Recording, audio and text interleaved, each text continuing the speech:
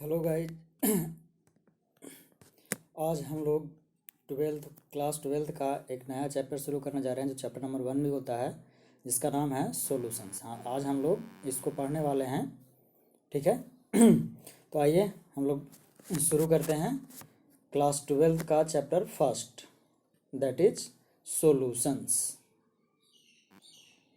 तो क्या क्या इसमें बेसिकली पढ़ना है, वो कुछ बेसिक टर्म्स जो कि क्लास 11th में हम लोग पढ़े थे, कुछ बेसिक टर्म्स 9th में भी आप लोग पढ़ेंगे, उसका हल्का सा डिस्कशन कर लेंगे ताकि 9th के जो आप पढ़े होंगे वो सब क्लियर रहे। उसके बाद concentration terms like molarity, normality, molality etcetera जो आप लोग पढ़ चुके हैं 11th में, उसी का क्या है कि इसमें डिस्कशन बहुत ही आवश्यक है, तभी हम लोग क्या कर सकते हैं कि इसमें आगे बढ़ सकते हैं।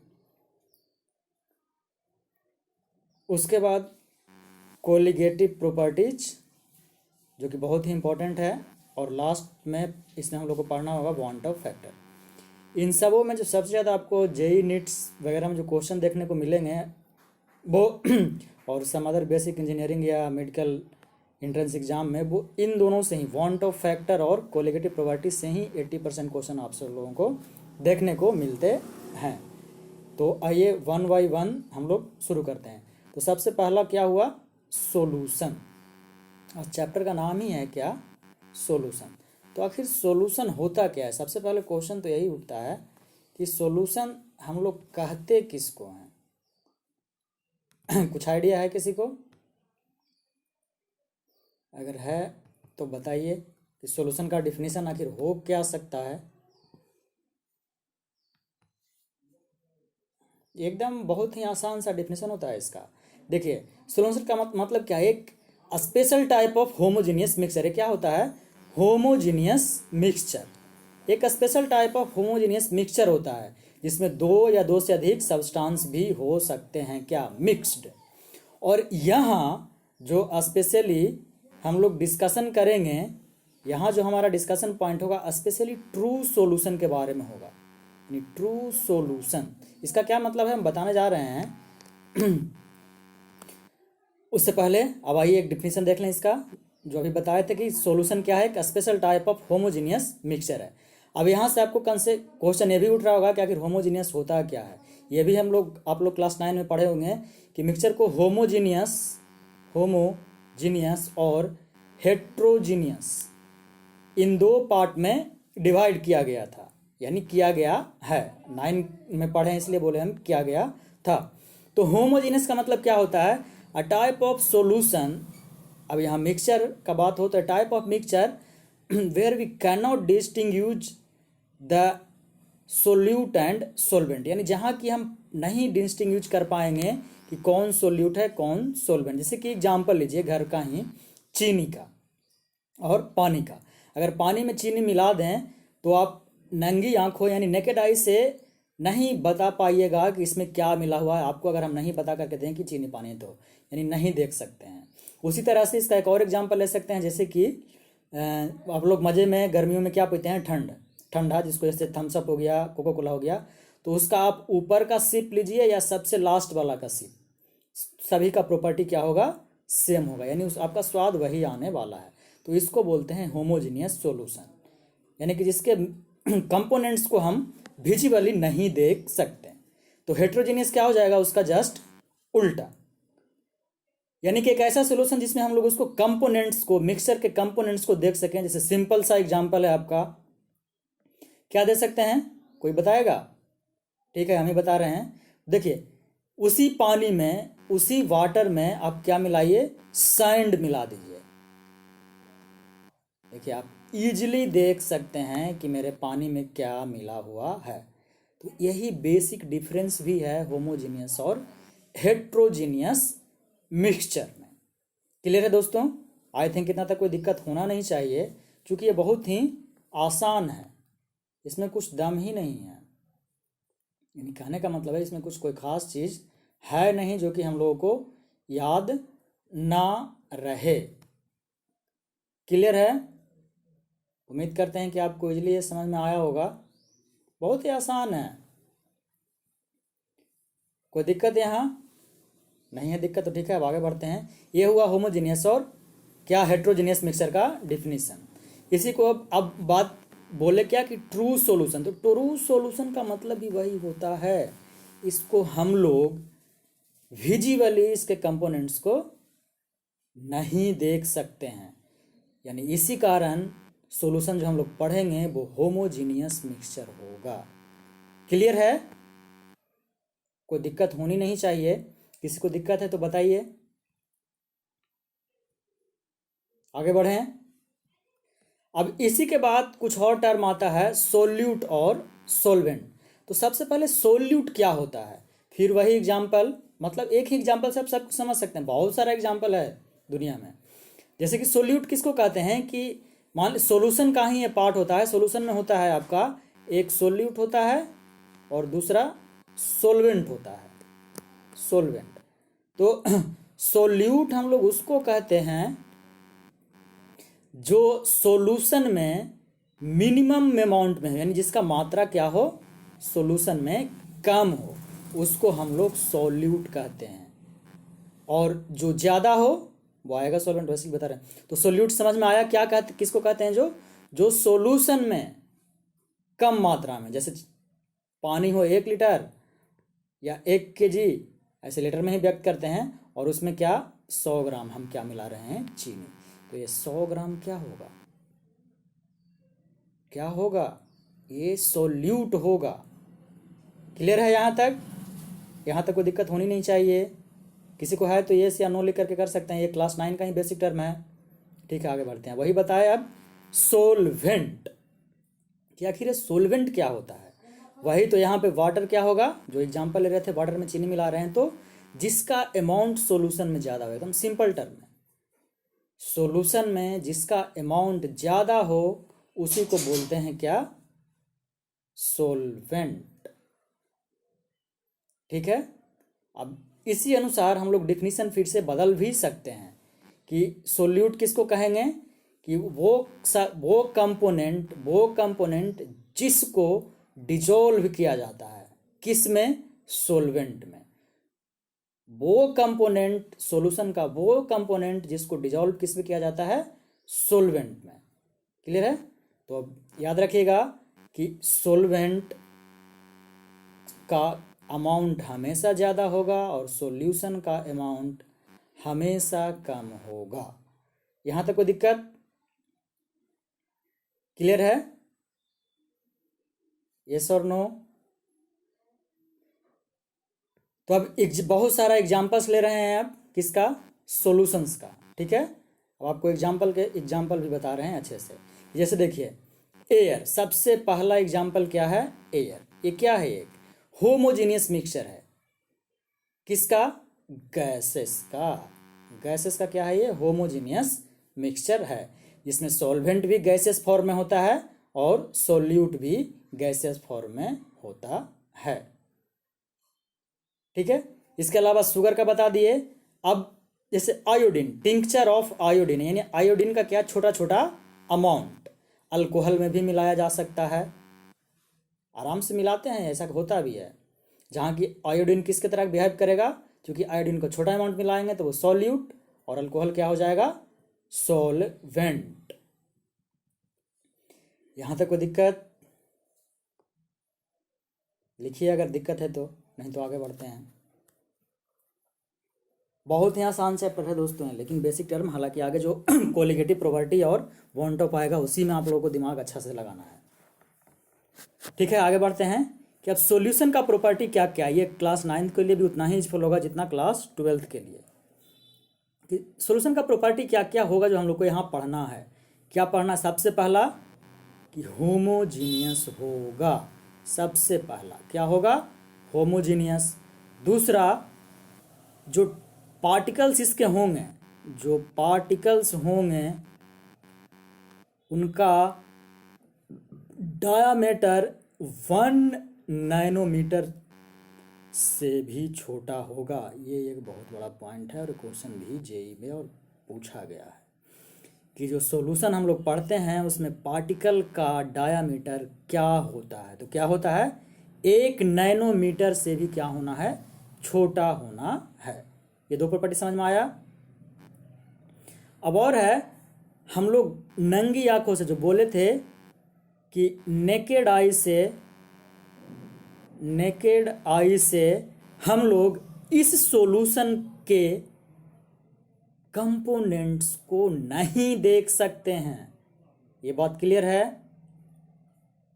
इसके बाद अगर इसमें हम लोग क्या करें,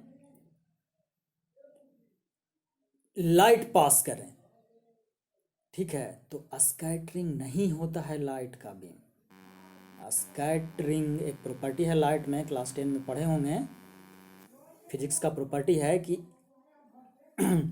यहाँ पे सॉल्यूशन में अगर हम लोग लाइट बीम पास करें तो पार्टिकल स्कैटर नहीं होगा।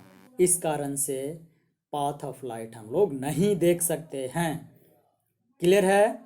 इसी के साथ जो सोल्यूट होता है ये इनसेपरेबल होता है, यानी मिक्सचर से सोल्यूट को बाहर निकालना बहुत ही मुश्किल काम होता है। और ये सोल्यूट मिक्सचर में सेडिमेंट नहीं होते हैं। और इसके बाद जो एक है सोल्यूशन अस्टेबल होता है, ये भी एक बहुत जो भी स्टडी करेंगे इसमें क्या है, सॉल्यूशन क्या होता है, अस्टेबल होता है। इसके बाद जो एक लास्ट में अभी बहुत सारा प्रॉपर्टी, लेकिन और जो मेन है कि फिल्ट्रेशन एक मेथड है, पता होगा फिल्ट्रेशन है क्या, जिससे हम लोग क्या करते हैं, पानी को साफ भी करते हैं। तो यहाँ पे जो सॉल्यूशन होगा, अगर इस सॉल्यूशन का फिल्ट्रेशन करें हम लोग, क्या करें, इस सॉल्यूशन का अगर हम लोग फिल्ट्रेशन करें, अगर फिल्ट्रेशन करें तो कंपोनेंट्स को हम लोग अलग नहीं कर सकते हैं। क्लियर है। We can't separate the component of solution by filtration. Clear है। यहां तक बता दे तो हल्का सा टर्म ऑफ मिक्सर का भी डिफिनेशन आप लोगों को दे देते हैं कि मिक्सर क्या होता है, दो या तो दो से अधिक मैटर्स का कॉम्बिनेशन होता है। ठीक है, दो या दो से अधिक मैटर्स का कॉम्बिनेशन होता है। इसको हेट्रोजीनियस होमोजीनियस बता चुके हैं। ठीक है, तो ये तो हुआ आपका बेसिक, यही आपका सारा प्रॉपर्टी इसमें लिखा हुआ है। देखिए, it is a homogeneous mixture, its particle are too tiny and have a diameter less than 1 nanometer, the particles are not visible to naked eyes, particle don't scatter a beam of light passing through it and hence the path of light is not visible, solutes are inseparable from mixture and do not sediment, a solution is stable, the components of mixture can't be separated using filtration। Clear है। इसका आप screenshot भी अगर लेना चाहें तो ले सकते हैं, 10 सेकंड का समय दे रहे हैं, स्क्रीनशॉट इसका इजिली ले लीजिए। उम्मीद करते हैं यहाँ तक सबको आराम से समझ में आया होगा। अब हम लोग आगे बढ़ते हैं कि आखिर अब कंसंट्रेशन का डिफिनीशन क्या हो सकता है। तो कंसंट्रेशन का डिफिनीशन डिपेंड करता है कि कितना सॉल्यूट, कितना सॉल्वेंट, कितना सॉल्यूशन है। ठीक है, तो एक गिवन सॉल्यूशन में अमाउंट का, किसका, सॉल्यूट का जो अमाउंट होता है उसको क्या बोलते हैं, कंसंट्रेशन। तो फिर से the amount of solute in a given solution is known as concentration. ठीक है, तो अगर कंसंट्रेशन को हम लोग सी से लिखते हैं तो क्या होगा, ऊपर सॉल्यूट का अमाउंट और नीचे, ऊपर सॉल्यूट और नीचे क्या, सॉल्यूशन, क्या, अमाउंट, दोनों का क्या होगा, अमाउंट। ये है एक पहला डिफिनीशन। इसी को अगर हम सॉल्वेंट में बताएं तो कंसंट्रेशन हो जाएगा अमाउंट ऑफ सॉल्यूट, हमेशा सॉल्यूट रहेगा ऊपर, amount of solute divided by amount of क्या, सॉल्वेंट। अगर सॉल्वेंट के थ्रू इसको डिफाइन करेंगे तब ये होता है आपका कंसंट्रेशन का सिंपल सा छोटा सा डिफिनीशन। यहां तक कोई दिक्कत है, लिखिए YS नहीं है, ठीक है। आगे बढ़ते हैं। तो इस कंसंट्रेशन में हम लोग को बेसिकली पढ़ना क्या क्या है आज।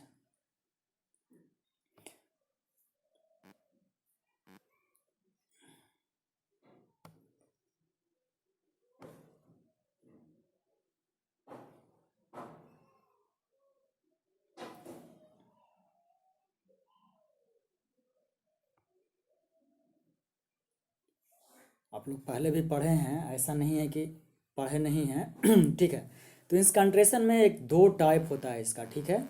एक टेम्परेचर डिपेंडेंट होता है, टेम्परेचर डिपेंडेंट, पहले इसी को बता रहे हैं, और दूसरा होता है टेम्परेचर इंडिपेंडेंट। तो टेम्परेचर डिपेंडेंट कौन कौन सा कंसंट्रेशन हो सकता है, तो वो सारा कंसंट्रेशन होगा जो वॉल्यूम पे डिपेंड करेगा। किस पे? वॉल्यूम पे डिपेंड करेगा। जैसे नॉर्मली देखते हैं हम लोग वॉल्यूम बदलता है, तो इसमें क्या है, सबसे पहले हम लोग इसमें क्या वॉल्यूम पे डिपेंड करेगा, तो पहला क्या पढ़ेंगे हम लोग? मोलरिटी। क्या होगा? मोलरिटी। पहला है मोलरिटी, उसी के बाद है दूसरा नॉर्मलिटी, नॉर्मलिटी, और आगे है तीसरा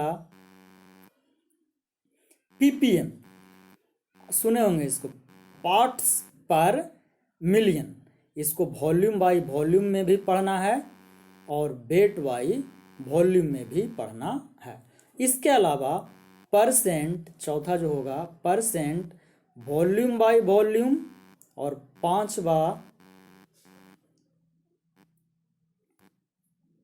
पांचवा हो जाएगा आपका present weight by volume, present weight by volume.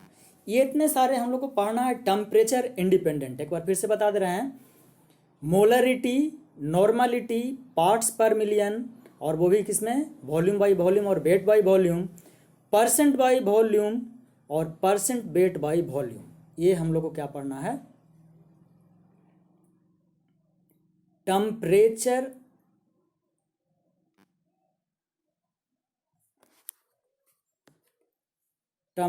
क्या? इंडिपेंडेंट में। तो अब डिपेंडेंट में भी कुछ पढ़ना होगा, तो ऑब्वियसली हम लोगों को कुछ डिपेंडेंट में भी पढ़ना है। क्लियर है? अब डिपेंडेंट में क्या क्या पढ़ना है वो आपको बता रहे हैं।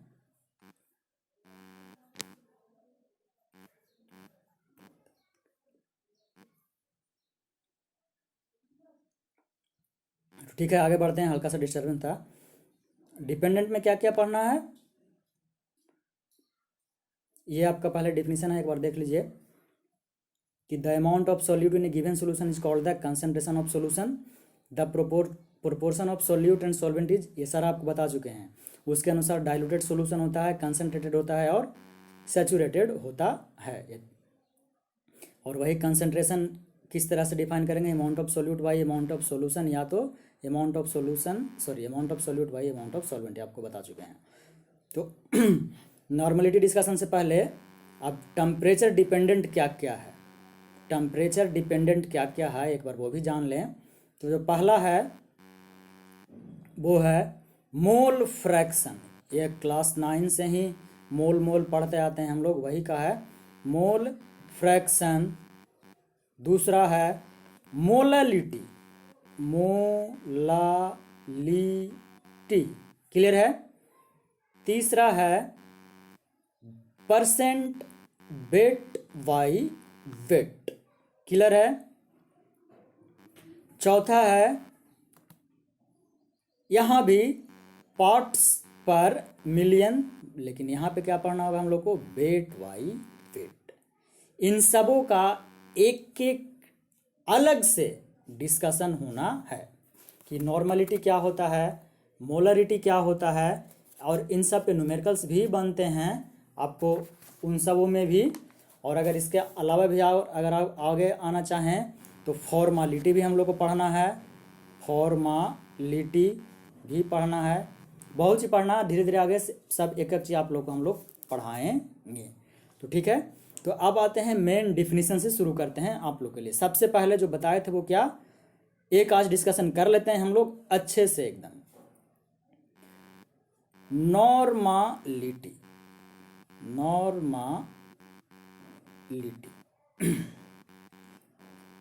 तो ये नॉर्मालिटी होता क्या है, इसको डिफाइन कैसे करते हैं कि number of gram equivalent of A solute पर लीटर इन द सॉल्यूशन। फिर से बोल रहे हैं, सुनिएगा इसी को। क्या, number of gram equivalent, number of gram equivalent of A solute, किसका ये होना चाहिए, सोल्यूट का, कैसे, volume of solution, volume of solution, और वॉल्यूम किस में रहेगा, ये लीटर में, ये इंपॉर्टेंट है यहाँ। तो यानी अगर इसको हम डिफिनीशन के साथ साथ इसका फॉर्मूला भी ऑलमोस्ट बता दिए कि normality is defined as the number of gram equivalent of a solute present per litre in the solution, या per litre of the solution. Clear है, यहाँ तक कोई दिक्कत होनी नहीं चाहिए, बहुत ही इजी डिफिनीशन है। और इसका आपको बहुत सारे डिफिनीशंस है, ऐसा नहीं कि एक दो है, आपको हम इसको 10 डिफिनीशन बता सकते हैं और बताएंगे भी। एक ये हो गया। इसी को अगर और आगे अच्छे से एक और कन्वर्ट करना चाहें तब क्या ले आएंगे, वेट किसका, सोल्यूट का, वेट ऑफ सोल्यूट्स पर litre in the solution divided by gram equivalent of solute. हम लोग इस तरीके से भी निकाल सकते हैं। तो बहुत सारे मेथड्स हैं इसको निकालने का, जिसके सहायता से हम लोग इजीली निकाल सकते हैं। जैसे कि अगर परसेंट के रूप में कुछ दिया रहे तो कैसे निकालेंगे, तो तब होता है n बराबर परसेंट ऑफ सोल्यूट, ठीक है, क्या, percent of solute divided by gram equivalent of किसका, सोल्यूट ही, ये सोल्यूट ही, चूंकि परसेंट निकाल रहे हैं तो परसेंट निकालते हैं तो हमेशा कंपैरिजन उसी में होता है, इनटू आप परसेंट निकाल रहे हैं तो 100 से तो मल्टीप्लाई करना ही करना है। दिक्कत है यहाँ तक। तो इसका बहुत सारा डिफिनीशन है जो आप लोगों को हम बताएंगे, चिंता मत कीजिए, 1 बाय 1 सभी का डिस्कशन हम करेंगे, क्योंकि ये चैप्टर बहुत ही लंबा है। हम आधा घंटा से 1 घंटा में भी डिस्कशन कर सकते थे, लेकिन आज हम बेसिक ही बताना चाह रहे थे कि क्या क्या आप लोगों को पढ़ना है। अब आगे अगले के क्लास में डिस्कशन होगा नॉर्मलिटी, फॉर्मलिटी, नॉर्मलिटी, यानी जितना भी टेम्परेचर इंडिपेंडेंट है वो सारे डिस्कशन करके न्यूमेरिकल्स भी उस पर हम लोग करेंगे। तो ये रहा आज का क्लास। उम्मीद है आप सभी को ये क्लास ज़रूर ही अच्छा लगा होगा। अगर अच्छा लगे दोस्तों तो इसमें बहुत मेहनत लगती है, शेयर करें और सब्सक्राइब ज़रूर करें ताकि आपको और भी अच्छे लेक्चर हम देते रहें। और जैसे ही हम बोर्ड पे आएंगे आपको इससे भी बेहतर डिस्कशन मिलेगा, ये हमारा वादा है। जस्ट वेट कीजिए हमें बोर्ड पे आने का। ये लॉकडाउन के कारण थोड़ा सा दिक्कत हो गया, हम फंस गए हैं, नहीं तो बोर्ड पे ज़रूर होते हैं। ठीक है, जय हिंद, जय भारत दोस्तों।